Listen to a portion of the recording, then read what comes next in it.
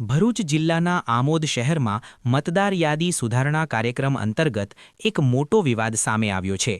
આમોદ શહેરના અંદાજે 1300થી વધુ મતદારોના નામ કમી કરવા માટે ભાજપના આગેવાનો દ્વારા ફોર્મ નંબર 7 ભરીને વાંધા અરજીઓ રજૂ કરવામાં આવતા સ્થાનિક રાજકારણ ગરમાયું છે। આ પ્રક્રિયાને અન્યાયી ગણાવીને આજે કોંગ્રેસના આગેવાનો અને મોટી સંખ્યામાં સ્થાનિક રહીશોએ આમોદ મામલતદારને આવેદનપત્ર પાઠવી ઉગ્ર રજૂઆત કરી હતી।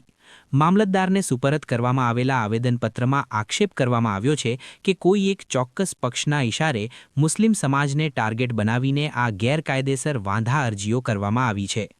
કોંગ્રેસ નેતાએ મીડિયા સાથેની વાતચીતમાં જણાવ્યું હતું કે જે મતદારો સામે વાંધો ઉઠાવવામાં આવ્યો છે તેઓ વર્ષોથી અહીં કાયમી વસવાટ કરે છે અને તેમની પાસે તમામ જરૂરી દસ્તાવેજો ઉપલબ્ધ છે।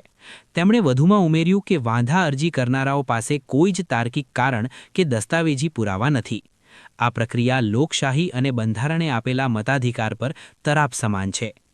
આવેદનપત્રમાં વધુમાં જણાવાયું છે કે બીએલઓ દ્વારા અગાઉ સ્થળ તપાસ કરીને ફોટોગ્રાફ્સ અને પુરાવાઓ લેવામાં આવ્યા હોવા છતાં રાજકીય કિન્નાખોરી રાખીને મતદારોને હેરાન કરવામાં આવી રહ્યા છે।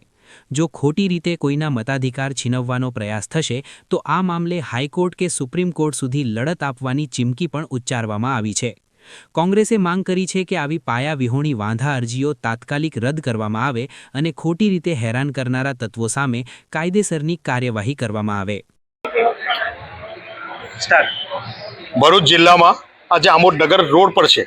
આમોદ નગરના લોકો સાથે આજે મામલતદાર ઓફિસે અમે રજૂઆત કરી છે, અમારું આવેદન પાઠવેલું છે।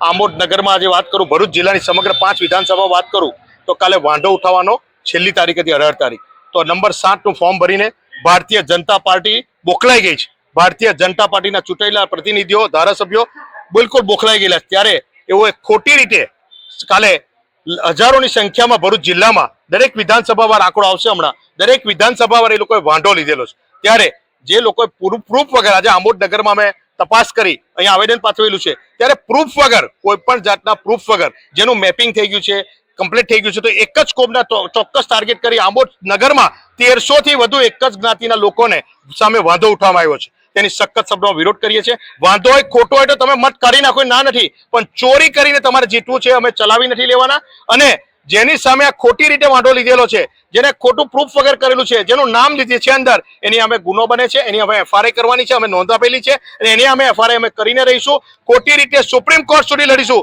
તો કોઈ સંજોગોમાં એક પણ મત નીકળવા નહીં દે। જે અધિકારી ભારતીય જનતા પાર્ટીના ઈશારે કામ કરે છે એ ચમરબંધી હશે, એને પણ અમે છોડવાના નથી। વાંધો ઉઠાવનાર કોણ છે એની અમે યાદી બૂથ વાઇઝ માગી છે। બૂથ વાઇઝ યાદી આવ્યા પછી એ અમે અમારી પછી જણાવીશું આપને।